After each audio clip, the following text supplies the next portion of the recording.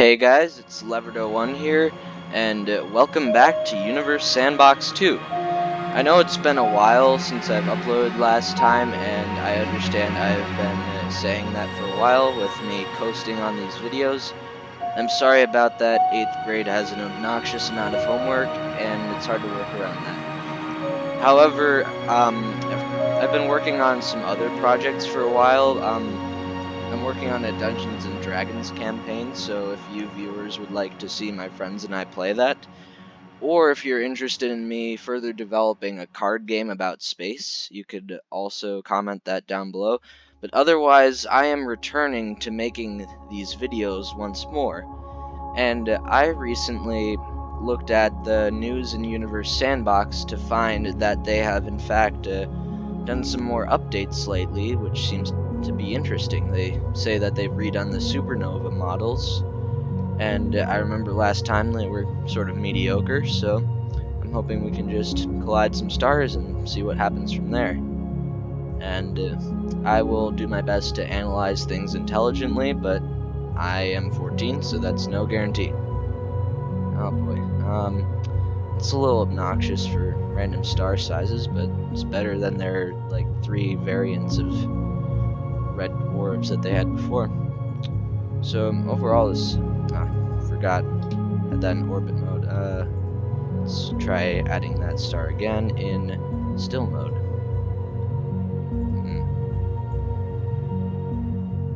Oh jeez, what did I do there? All right, that seems to be fine. Let's close that and take a look at this. All right.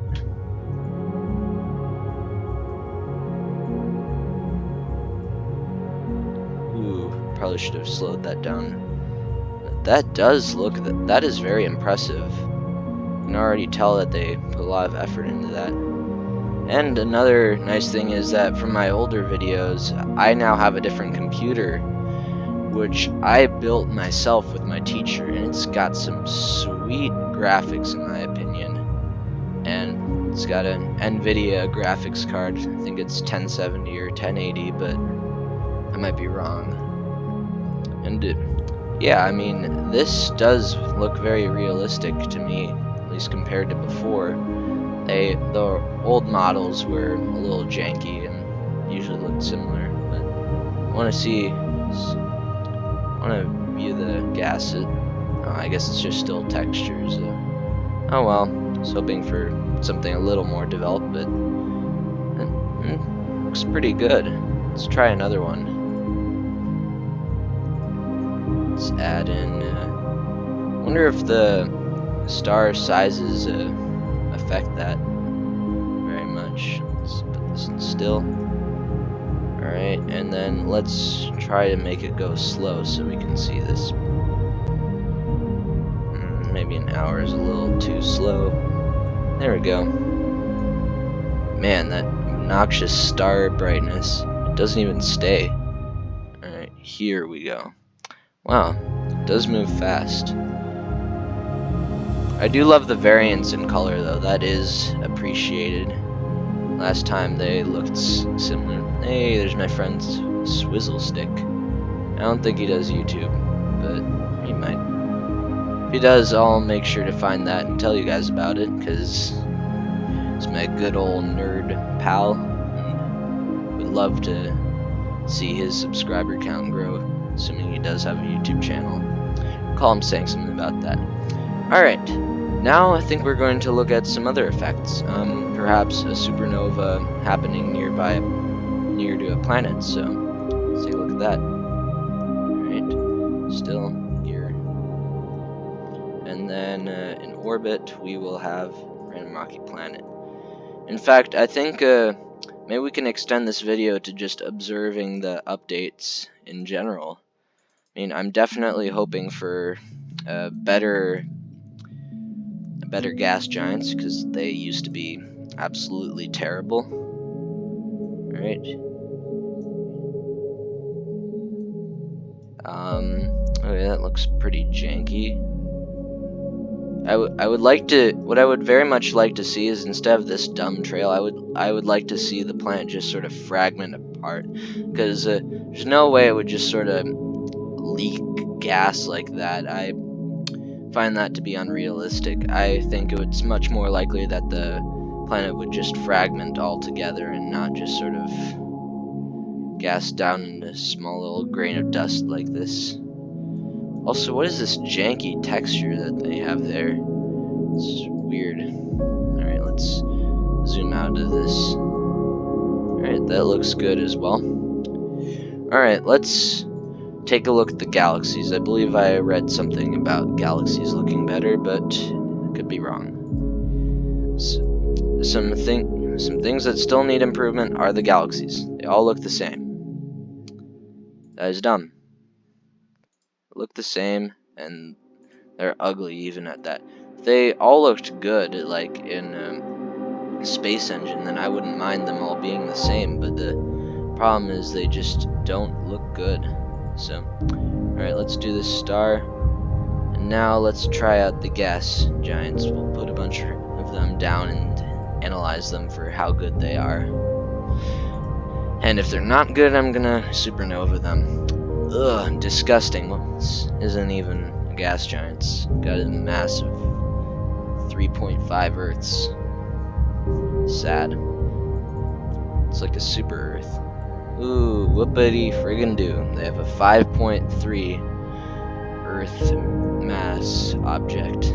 Something tells me that's not gonna do much better realistically. And a 4. Ooh, a 9. Wow, impressive. They have something semi-realistic. Okay, I don't like any of these planets. We're gonna blow them up. Let's try a big one. Give me a big star. Big star. There we go, that works. A really tight orbit. I believe there's something about stellar evolution models. Ooh, so that might be cool to launch. Ooh, they had a second supernova inside of that. I do remember reading about that being a real effect. Actually, looking at that model here, this little segment of supernova right here, look at that texture. That's really, it's pretty interesting, but it's not very detailed. And look at it, it's one of those three-dimensional ones. So yeah, it's looking interesting, but I'm definitely seeing some things that could use improvement here. From afar and looking at it from one dimension, it can be very convincing, but other than that, it feels a little lazy. I mean, I don't want to criticize the Universe Sandbox team too heavily, because I understand they're pretty small. They don't have everyone to work on it, but I just want to sort of point out the things that could use improvement. However, this central glowing part of it is very awesome indeed. One thing we haven't done so far in this video is we haven't looked at the supernova going through its entire life cycle. I think that's something that would be interesting to look at.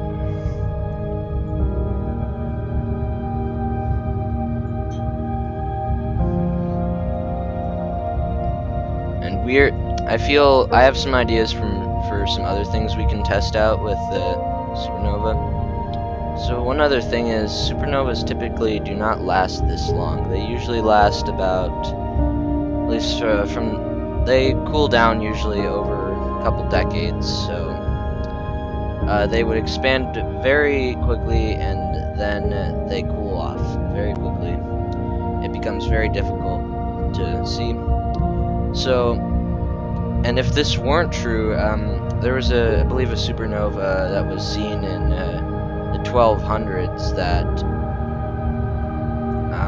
it was actually not reported by, I might be thinking of the wrong thing, but it wasn't reported by anyone in Europe because they were all hardcore Catholics, and the church thought that this was wrong and that this couldn't be true, so they just said it didn't happen. However, in Asia, they did record this, and there's still information about it. Don't take my word for it, that's something I just remembered from the back of my head. So, Just keep that in mind.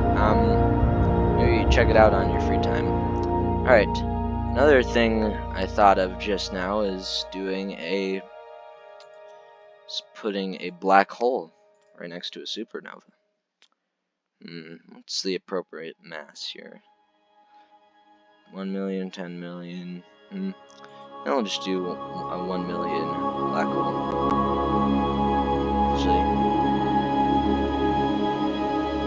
oh man, I love that janky effects there. The black holes are one area of that Universe Sandbox has done very, very well.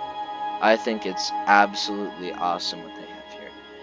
What else I think would be really cool is if they had relativistic physics shown here. Like how a planet would appear to rotate slower when it's near a black hole, or some interstellar stuff like that. Although, even Interstellar got a little wrong. I mean, being on the planet doesn't necessarily... being on the planet isn't the only place within that region where you would have to encounter that. So, I'll demonstrate what I'm talking about here. So, here you have that planet, whatever it's called. You have it right around the event horizon. So, if you're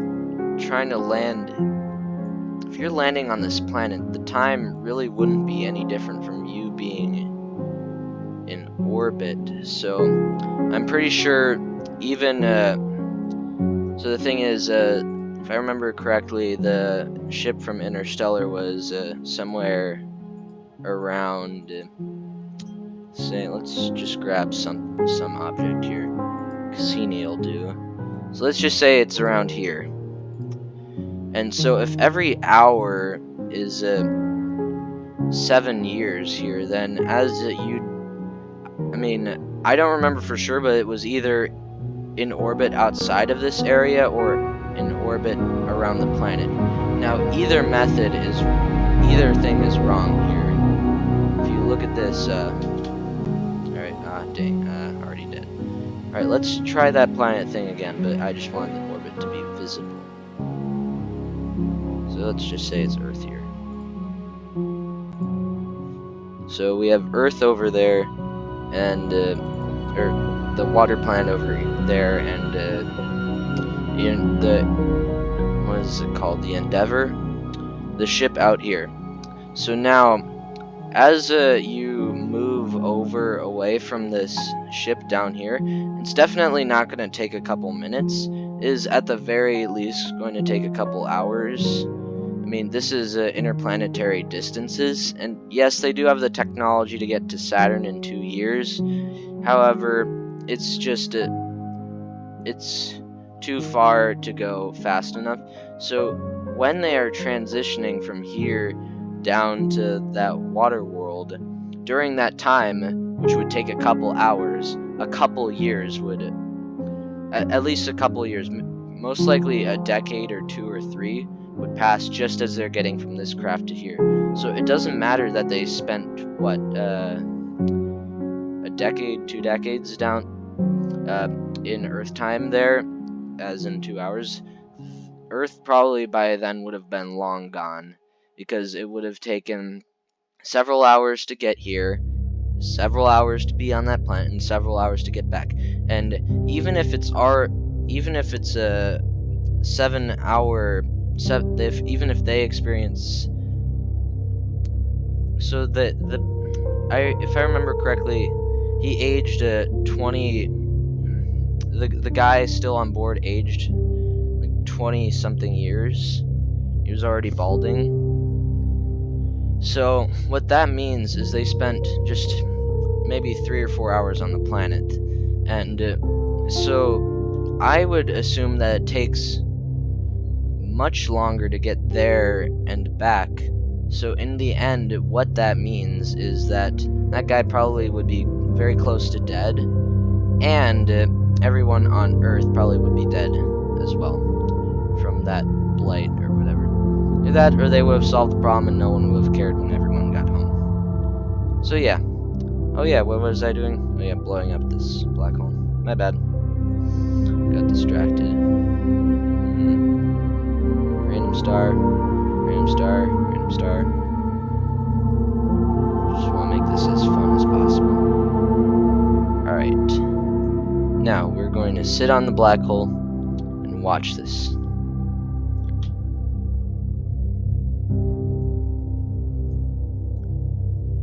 Ooh, that's fun. Forgot about the stars getting ripped up too, which maybe cause a couple more supernovas, hopefully.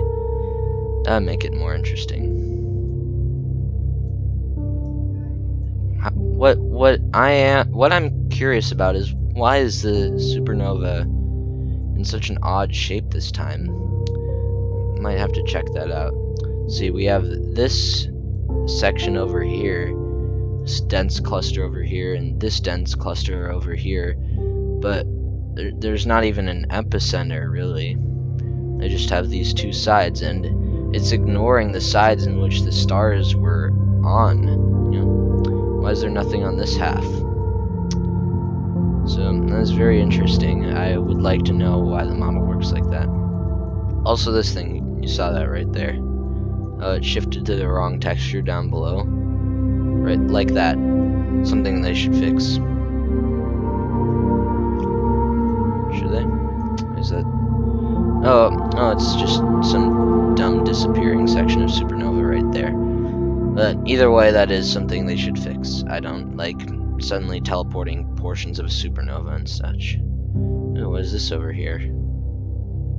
Wow, that is an awesome view. Here we got this little weird little core star. I mean, these are low res, but I really like these little textures they have of neutron stars or whatever that is. I mean, I assume that's a neutron star, or is it? Or, yeah, it's a nova. It's a nova remnant. So, neutron star or white dwarf. Yeah, so it is interesting how black holes affect the supernova, and I suppose we could check one more time to see if that's an every time occurrence, or if that's just some odd issue with the simulation. So we are going to try the same thing. We used a 10 million mass black hole. We're going to put a bunch of random known stars in about this position.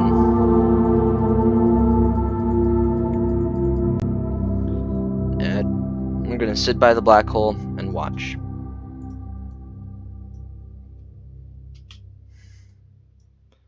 Here we go. And observing it from this angle, I think I can see what happened there.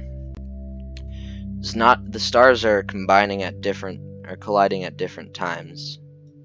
Ooh, well, that's very cool. And they did with that there. Or not they, but the simulation did there. Ooh, check that out. What was that, lens flare? It's just a trail, never mind. Still looks pretty cool though. What is this thing even doing?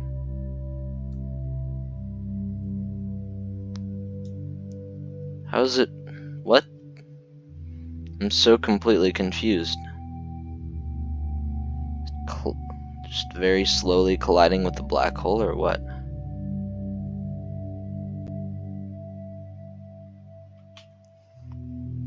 Alright, let's speed this up and... Okay. Alright. Odd, this one does seem to have an epicenter. Maybe if we... I'm gonna have to check my... Oh, here we go. We got another new supernova. So I guess I just wasn't paying attention and multiple supernovas happened. Well, that explains that issue. I'm going to take a look at this thing here. Looks like we still have a couple sections of stars left. Is the black hole gaining any mass from this? looks like it's not. That's another thing they should solve. I would very much like complex gas dynamics in this, or plasma, where you can actually see the gas being affected by gravity, but that may be too much to ask of this sort of simulation unless you have a really beefed up computer. I'm considering saving up for a second graphics card so I can deal with this stuff. Very much enjoy that. Anyways, it looks like that solves our little mystery for the past 4 minutes or so. I hope you guys enjoyed this episode. I do intend to make more of these in the future, especially in the upcoming week because I have it off.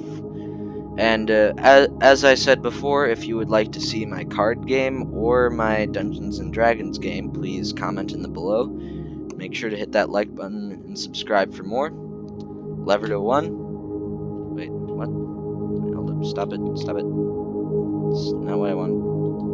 Alright. Lever to 1, signing out.